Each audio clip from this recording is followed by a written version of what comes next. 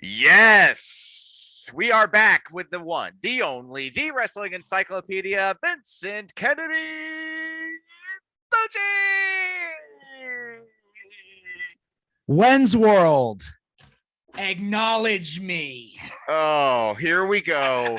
Here we go. A modest winner, you are not. But you know what? It takes all kinds, Booch. So let's get to it. Let's talk some day one-ish and get to the bottom of that pay-per-view, which is right here in the A, back on the first of the year. What a great way to start out the year. Fantastic pay-per-view, in my humble opining. And you ended up on top, 5-4. Yes, 5-4. It would have been a tie, but then there was a match that was added at the last minute. And I texted Wen, so we threw in our picks. I put them up on Twitter, and the people I picked won that match. I believe that was, yes, it was Sheamus and Ridge Holland versus Cesaro and Ricochet. You chose Cesaro and Ricochet. I chose Sheamus and Ridge Holland. They won, so that got me the first point right out the gate. Then we had the Usos versus the New Day, which on paper, if you're a wrestling fan, you're like, this match again? Right. But here's the thing. It was different because this time the Usos were heels with the bloodline. The New Day is now, they're not really the New Day anymore. It's more like King Kofi and it's like King Woods and Sir Kofi or whatever his job title is. It was a different match. It was pretty much the match of the night. Like right out the gate, this match stole the show and the show had barely even started. Like this was by far the best match these two ever had. And if you're an old school wrestling fan, you caught the Easter egg at the very end when the Usos won with the 3D from the Dudley Boys. Wow. That was insight. I didn't catch that. That was the 3D made famous by the Hall of Famers, the Dudley Boys. That was the 3D. And we were like, everybody in the stands was like, oh shit, they hit the 3D. It was great. Then you got Drew McIntyre and Madcap Moss. It was there. Like it wasn't a terrible match as I thought it was going to be, but it wasn't exciting either. But it was good to put this match here because it was a good cool down from the Usos and the New Day. Right. Then we came back then we had RK Bro and the Street Profits. Oh, by the way, the Usos and New Day, that was Wenz getting the point right there. He picked the Usos. I made the mistake of betting against them. Then we got to Drew McIntyre and Madcap Moss. I called it on that one. Drew McIntyre got the win, so that was a point for me. Then we get to RK Bro and the Street Profits. This match was kind of all over the place. Like they had this like musical guest that came out. Can't remember the hip hop artist's name. I know the girl that I was with, Ty. She loved that group. So, oh, by the way, shout out to Ty. Thanks for coming with me to day one. Also, I'm gonna do a little shameless plug here. If you're looking to repair your credit, or if you got a business to build business credit, go to TyStyleCreditSolutions.com. She's the credit lady. She'll fix everything for you. She's awesome. Saint. We'll tag her in the show description too. Absolutely. Yes. Style Credit Solutions. She came with me to day one. It was me, her, and her son. We had a blast. It was awesome. So, yeah. So RK Bro and the Street Profits had a good match. RK Bro retained. You knew that. I knew that. Wasn't particularly excited about it, but I knew it was going to happen. So we both got points for that. That was a great match. Then we had Edge versus The Miz. Tell me, I gotta tell you right now, if you guys saw that Brood entrance that Edge did, it's just as good live as it was in person. Like, by the way, can I just say, beyond the Rated R Superstar intro and the Brood entrance, what was the third one that you mentioned on our text thread? Because you were like, oh yeah, there were 3 entrances in one. And I was just like, what was the third? And you no, you said the Brood. I said it was 1/3 of the Brood. Because that's right. The Brood consisted of Edge. Right. For those who may not know, if you past history, the Brood consisted of Edge, Christian, and the leader was Gangrel, the Vampire Warrior. Yes. Vinny's Wrestling Encyclopedia right here. Newest edition dropping in March. Get it. Yes. So Gangrel was the leader of the Brood. And Edge and Christian were kind of the background guys, but they all used to do that thing where they came up to the ring through the fire. But then when Edge and Christian, when the Brood split up and Edge and Christian just went on to be their own tag team, Gangrel did the fire gimmick all by himself. But since Gangrel no longer works for WWE, he still works on the indies. He's a nice guy in person. They let Edge start to use that gimmick. Now, here's a trick that I learned while going live. Those who may not know, they make it seem like he's coming up through the stage. He's not. there's a big black box that has the flames around the sides of it, the edges of it. And Edge comes up through the ring, through the box, and comes down this long ramp. And then as soon as he gets to the bottom of the ramp, the tech guys are grabbing that big ass box and moving it away as fast as they can. Because I don't know where they find these tech people. They work quick because you don't see it. But if you're in the crowd, you can see them. They're lugging this heavy ass box away like on wheels. And then Edge comes down. And then Edge comes walking down the ramp. Then he puts his head down. That's when they quickly move the box out of the way. And then once it's gone, that's when you hear, "You think you know me?" And then he does his other gimmick. So if you're wondering why they paused so long, it's because they were trying to get that big ass heavy box out of the way. Yeah, unnoticeable through the naked eye. Yeah. The way they set the camera up and everything, you think he's coming up through the stage. No, there's a whole fire prop that Edge came up through. So he was up, you think he's coming up through the stage. He's really like up here, standing up here on a pedestal thing. You're ruining it for me. Listen, it's still real to me, damn it. It's still real to me. Okay? You're ruining it for the children. You're All right, so you got the best of me at day one. Yes. And you know what? I'm looking towards the future. All right. The greatness of Wenz World is relying on the future. Prospectus Royal Rumble 2022. And yours truly really is excited about this pay-per-view. So let's go through it. Let's give our predictions. You know, I have a couple questions I want to get inside your head about, but let's kick it off. Which match do you want to talk about first, Booch? Wow. Let's go with Roman and Seth. I want to go with that because give us your take. I'm going to tell you right now, out of all the pay-per-views you and I have done together, this is without a shadow of a doubt the hardest one for me to call. This is the first time where I feel like a fan again because I have no idea where they're going.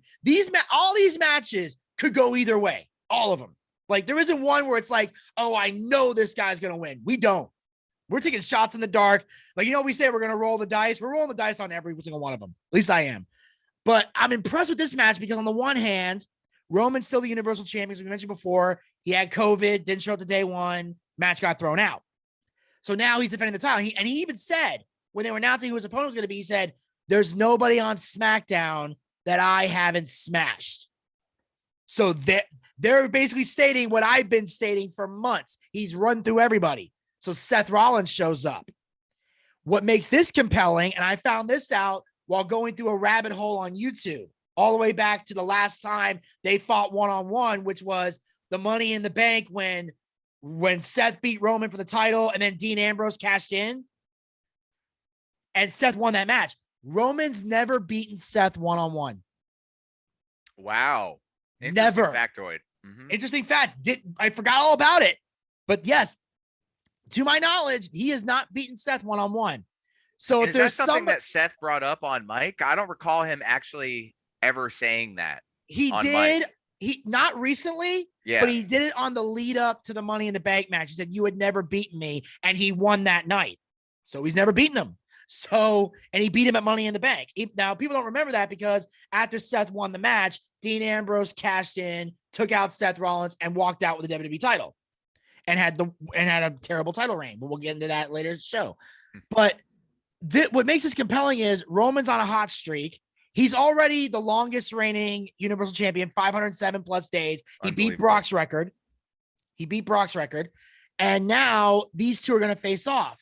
And the Usos are barred from ringside. So that's another factor coming in here. So the big question is, do they want Roman to go into WrestleMania as the champion, or do they believe it's time to finally take the belt off? And why not take it from somebody who Roman's never beaten? That can work.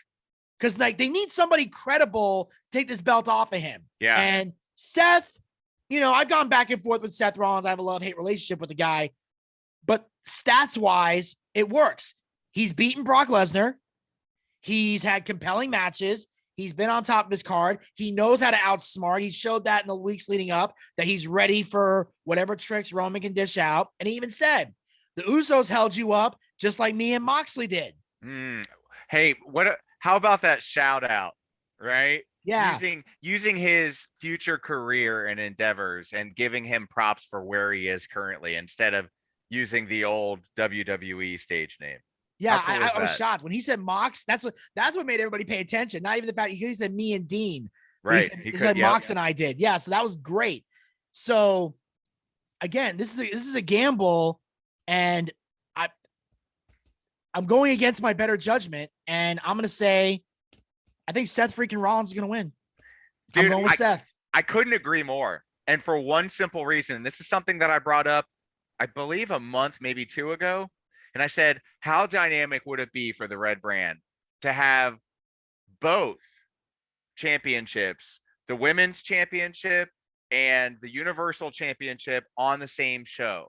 And they have an opportunity to do that right now with Seth freaking Rollins and Becky Lynch. Big time Becks. Think about it.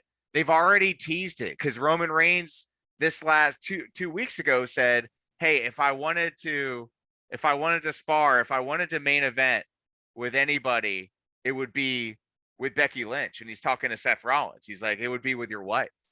And that was a dig. But to me, it kind of showed me that, hey, the Raw Women's Champion and the Universal Champion can be on the same show. Husband, wife, duo, tandem. There's infinite possibilities with the storyline. Yeah. And we'll get to the Women's Championship on the other side of the SmackDown Women's Championship. But for the sake of the Red Brand, Booch, how fitting is this? How, like, puzzle pieces, perfect, falls out of the box and all the borders are aligned and all the pieces fall where they are and there's no missing pieces. The dog hasn't run away with one. This is their chance to do something that I can't remember the last time. The last time that really happened, well, Seth and Becky had done it before when they were both on Raw. But in the Attitude Era, the only couple that ever had the title was Triple H and Stephanie. When Triple H was WWE champion, and Stephanie had a brief run with the women's title and then eventually she lost it to Lita when, The Rock and everybody had enough of it. So when did Bex and Rollins share that same stage? When the Universal title was on Raw and Seth had beaten Brock, and then Becky won at WrestleMania. But was that common knowledge that they were married back then? They weren't married, they were dating. But was it part of the show? It became part of the show when they wanted to make that storyline because they were going up against another couple. I mean, no, they weren't going up against a couple, but it was basically Seth was having a feud with, I think it was Corbin, if I remember correctly. And I know that Becky had the issue with Lacey Evans. So Lacey and Corbin kind of formed an alliance. They weren't dating to go up against Seth I remember Becky. that. That's when they started talking about them dating. But it had been on social media, but that's when they kind of brought it to TV. Because if you're dating in real life, they're going to put it on TV eventually. The question is when. Right. Like everybody knew Cena and Nikki Bella when they were dating. Obviously, they're not anymore because Nikki's married and Cena's married, somebody else. But when it didn't become knowledge until they started the feud with Miz and Maurice, that's when they brought it into there. And then the only other inkling you had was when Bray Wyatt and Cena were feuding, and Bray did this promo about Cena being privileged or whatever. And he said, you live in this mansion with your plastic girlfriend, insinuating that Becky had fake boobs. And he went to Nikki and got permission before he did that promo. So he wasn't trying to hate on Nikki. He literally went to Nikki and said, I want to say this in a promo. Are you cool with that? And she said, yeah, go ahead. Nice. Good for her. Yeah. Good for her. Well, it's a chance to revisit that. I didn't remember that, Booch. This is why you are the wrestling encyclopedia. You can bring us back here to the subjective truths of the squared circle. We both agree that Rollins is going to win this match. Yes. For the Universal Championship. And this is big. This is big. So we're talking about couples feuding. And when we talk about that, we got to talk about the most inspiring couple just being under attack right now by Edge. And I'm very concerned.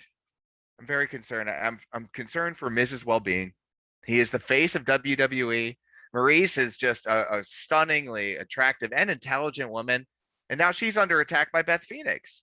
And somebody who cares about the dignity of this brand, I got to tell you, I'm not happy with the way that they're going to absolutely humiliate Miz and Maurice at Royal Rumble at the hands of Edge and Beth Phoenix.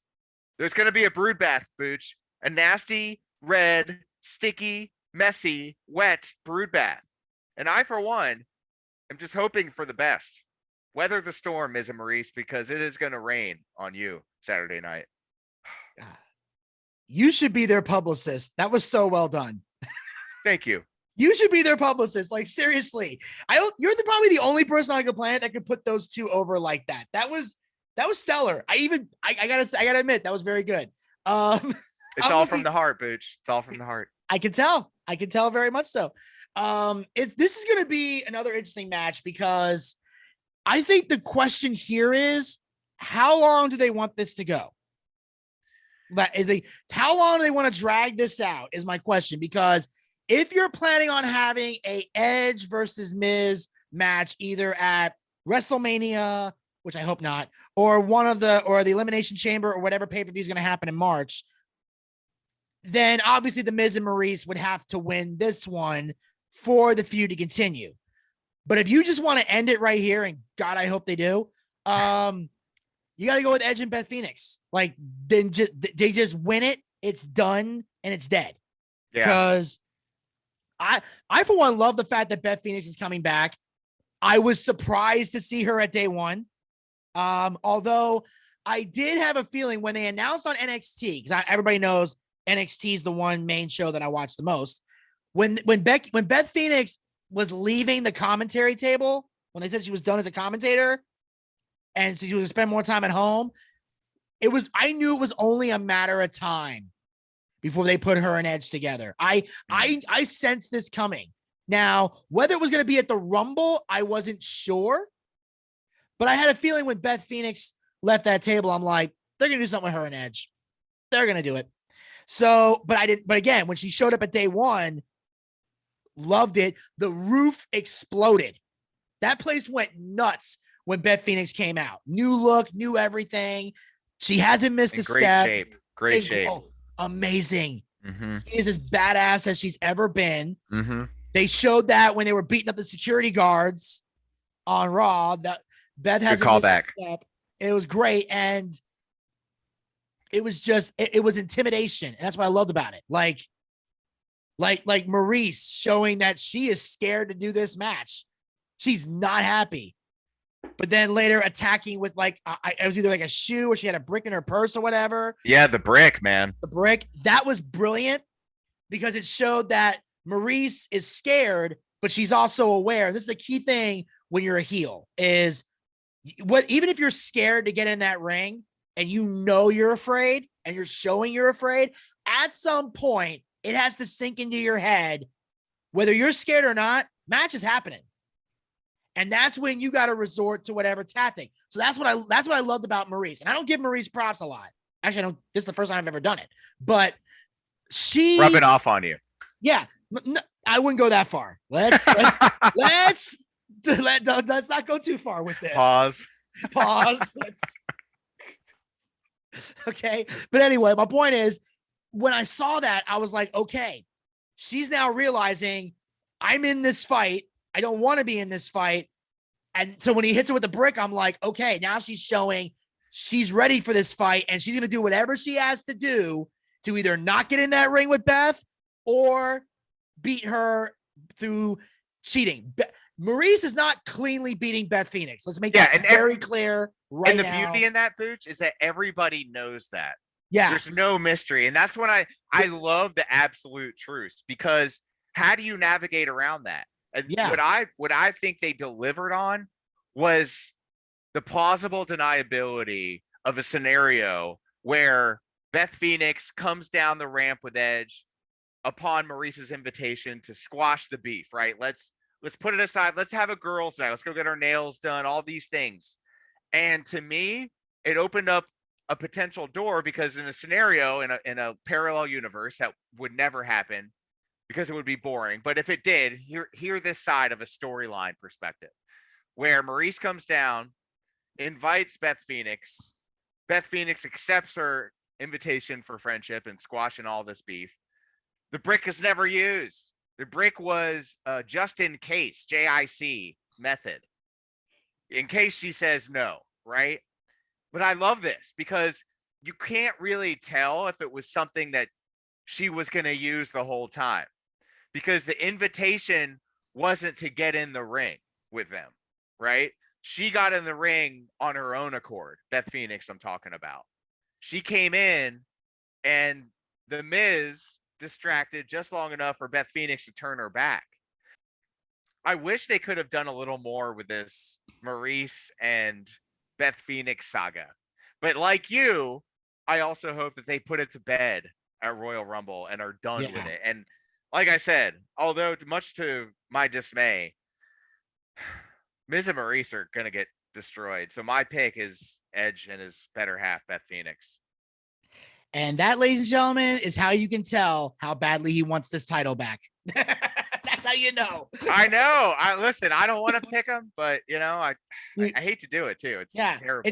I know. It's catch-22. You don't want to go against your favorite, but I know you're dying to get this back.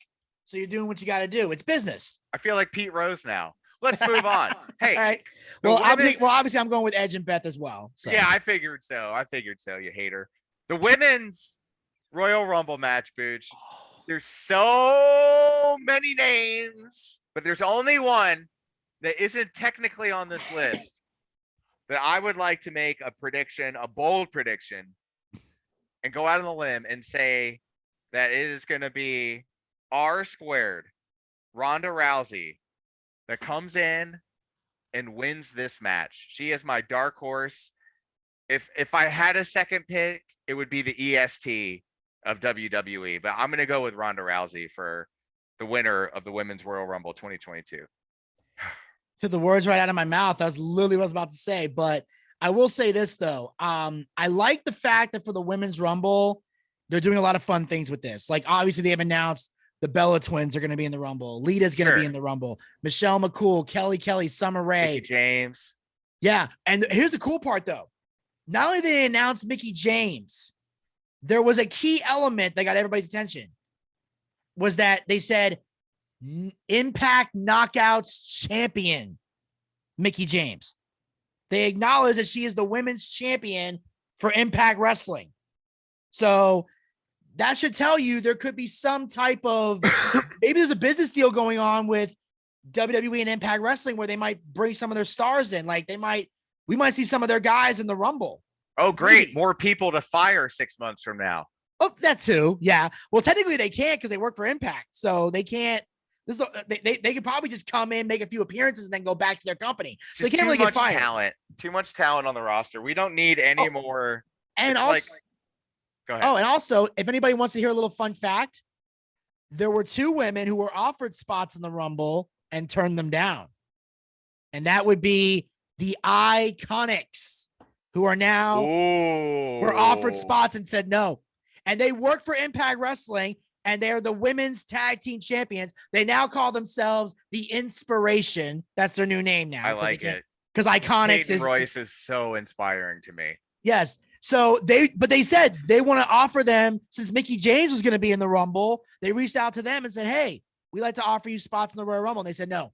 Good for them. So they said no, but that was a fun fact. And I did hear about Ronda Rousey because, you know, she's obviously had her kid too. So she's looking to, you know, they want to bring her back. Obviously with Becky as the women's champion, there's something there because if she wins the Rumble, hopefully, and highlight the words, hopefully, Charlotte, they make it just the 2 of them Charlotte, and keep the false flair out of this, which wait, why you got to bring her into this? You're always hating. I'm going to tell you exactly why. I'm going to tell you why. I didn't want to, but here we go. What the hell is she doing in this match? She's the SmackDown Women's Champion. Hey, as much as I hate it, there's no right to be in the Royal Rumble. If you are a world champion, man or woman, you get the hell out of the Rumble because your job is either defend your title or go sit in a corner and wait to see who wins and whether or not they challenge you. Becky's woman enough to defend her title. Charlotte's taking the coward's way out.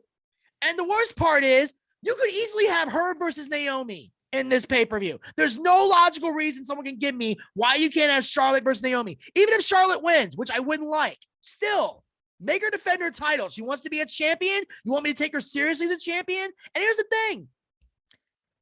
She is, for a shoot, for real, the most hated woman in the locker room because it is being blatantly obvious she's burying everybody. Here's how bad it got. For those of you that watch, Wenz, you watch AEW, right? You follow a little bit of it?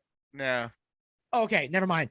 I was going to say, because there's a woman on there named Dr. Britt Baker, DMD. I don't know if anybody knows who Britt Baker is, but I'm going to tell you who she is. She's currently the AEW Women's Champion. She's the girlfriend of Adam Cole. She is literally the most over woman on their roster. WWE reached out to try to sign her, and she said no. And the reason she said no was because I know I would get fed to Charlotte in a week. So Charlotte is literally an incentive for people not to sign with WWE. So when I say she's a cancer to the locker room, I mean that honestly, but I'm with you. Ronda wins this. I just can't. Well, for the sake of time, and also the level of disrespect you have for the true queen. Move over, Zelina. The true queen of WWE, Charlotte Flair, who you call false, but she's so true. So true. It just hurts my heart, Booch. But you know what? We can't all see the light at once. Let's move on. Let's talk a little bit about the men's side here. Your call. You want to talk Rumble first, or you want to talk Brock Lesnar first? Well, we're on the side of the Royal Rumble. Let's go with this. This is going to be a hard one for me because I'm seeing all the people that are on here. First of all, I don't care what anybody says. I love that Johnny Knoxville is going to be in this. Can I just say, Booch, sure, that if he just does one thing, he just needs to do this: turn to the camera, say, "Hi, I'm Johnny Knoxville, and this is the Royal Rumble." That would be the most epic thing ever. During his entrance, he needs to look into the camera and go, "Hi, I'm Johnny Knoxville, and I'm about to enter the Royal Rumble." And you have to hear this down, down, down in the background. That needs to be his entrance theme. That's the entrance theme. Dun, dun, dun, dun. He comes out to the Jackass theme song, or it could be, or if he doesn't do that, he can say he just runs into the ring. He goes, "Hi, I'm Johnny Knoxville. Welcome to the Royal Rumble." And then he just dives into the ring, slides under the ring in 5 seconds. I hope not. I hope he goes a while for sure. Yeah, let him go a little. I mean, not an insane amount of time, but enough. Like, let him throw. Like, if there's any jobbers in the Rumble, let him throw the jobbers out. You know, right. You know, throw out the guys who are just there to be filler. Throw those guys out, and then eventually maybe Sami Zayn can get retribution and throw him out of the Rumble because he's been messing with Sammy all week. It's a good way for him to get revenge. He tosses Johnny out when the time is right. So I love that. But if I had to look at this roster, as hard as this is to call, because I'm hearing so many different rumors, if I'm looking at the roster right now, my first pick, AJ Styles. Wow. I've got a feeling about AJ Styles. Okay. So I'm going to argue with a feeling. My first pick, and he's not on this that I see right now, but I think Brock Lesnar is going to win the Royal Rumble. And the reason I say that is, spoiler alert, I think he's losing to Bobby Lashley Saturday night. And he's going to enter the Rumble and win. So that's my first pick. All right. Well, my next pick, based on rumors I've been hearing, I'm going to go with Roman Reigns. Wow. I got a feeling he's going to lose. He's going to go into the Rumble. That makes sense. He's going to win. And I think if he does win, he's challenging Brock Lesnar. So you're going to have Roman, Brock, and Mania. So, yeah, I'm going to go with Roman Reigns. And who's your second pick? Well, there's two names here that I'm really looking at. One of them is Damien Priest. And I know he's on the come up, and he's United States champion right now? Yes. So when I look at that title, it's a gateway title. And I think they could do some things with him. He's big, first of all. He's a believable champion. And you got to have somebody that's believable to contend for that championship. So that leaves that slot open. The other name I'm looking at here, believe it or not, is Kevin Owens. This guy just keeps hanging around. He keeps hanging around the conversation. He's in the same shape he was 5 years ago when it was fight, Kevin, fight. And now he's finding ways to embrace his heel role so dynamically. Out of those two, I'm going with Kevin Owens. So my two picks are Brock Lesnar and Kevin Owens. Yeah. I'll go with, so I'm going to go with AJ Styles and Roman Reigns just because it's just a weird feeling I got with AJ. And like I said, with the rumors I've been hearing, that's why I got Roman as well. So I like it. But I like it. I so would you already know who I'm picking. Lashley versus Lesnar. I'm going Yeah. with Bobby Lashley. It makes sense. Yeah. Well, based on I'm trying this is a tough one Mm-hmm. because I will say that I kind of wish this match was happening at Mania because I feel like this is a Mania level match, but the fact that we're still getting it is great. Sure. I think Brock is at the best he's ever been, and this is going to be the hardest thing to call because I'm looking at Brock Lesnar, and I don't know if he's going to lose the title right away, or if he did lose the belt, what would he do at Mania? And then there's also Bobby Lashley's also been on a roll, and they've been talking about, people want to see this match, but they want to see Lashley go over. So the question is, would he? And that's what makes it so tough to call. But what makes it a compelling match is both men have an MMA background. So it's gonna be that. That's the style that needs to be wrestled in this match. They're not going to do it though. It's just going to be suplexes. Oh yeah, well, the suplexes are going to be there because Brock needs to do that. That's his trademark. But I'm saying in general, if Lashley's able to fight out of the suplex, do it in kind of like an MMA style. Like take this more seriously. They did tease that. I will give them credit. They did tease when they did that montage. Sorry, it was in This Week in WWE, and they went through the careers of both of those competitors and their mixed martial arts background and their collegiate wrestling background and so on. So if they stick to, you're right, they should. I wonder though if they'll resort to just suplex city, an F5 or two, an attempt by Bobby Lashley to put on the Hurt Lock. But I mean, he did it at day one. It's just that, and that's what was great about day one was the fact that every time Bobby Lashley got offense on Brock Lesnar, there was no retaliation from Brock. It was either he had like when he got speared through the barricade or speared in the ring. I mean, of course, Lesnar kicked out at 2 after the second spear, but when he put the Hurt Lock in, it looked like Brock might pass out or tap out, but then someone had to come and break it up. Yeah. I think it was Big E so that they could keep the match going because Big E didn't want to lose the title. Yeah. So that's what makes this great. So Lashley can getting the upper hand on Brock is believable. It's just that this time Brock's going to be able to respond because it's a match between the two of them. So that's what made the storytelling in that so great. They barely touched each other, but when they did, Lashley always had the upper hand. So that's what makes this match even more compelling. Like, that's why I said, obviously, like if Brock was going to pin anybody in that match, and I think we both even said that, we had no objections to Brock winning the title. Right. We were just mad that Big E got pinned. Right. That was our biggest issue.